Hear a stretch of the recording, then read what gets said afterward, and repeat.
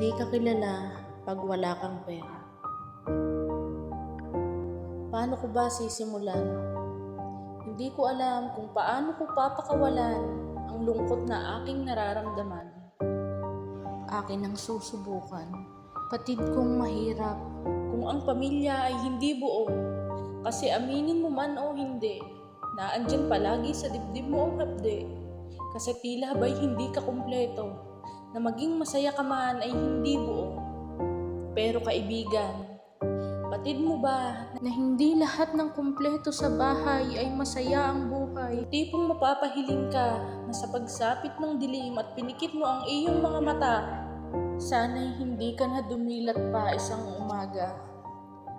Nakakadurog, nakakaubos, nakakapagod. Ang hirap kasi hindi ka pwedeng tumalikod. Pagkat sa laban mong palagi kang nasasaktan, ang katunggali mo'y kasama mo sa tahanan, na masakit mang sabihin, iyong pamilya, na halos parang hindi ka kilala kapag wala kang pera. Hanggang kailan ka magiging parte ng pamilya? Hanggat may laman ba ang iyong bulsa?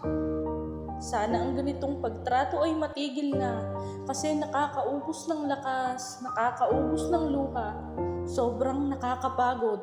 Magkapera man ako ay hindi ko kayang bumili ng lakas, kasi sa inyo ko sana yun makukuha. Ngunit ang tinuro nyo sa akin ay kung paano manghina.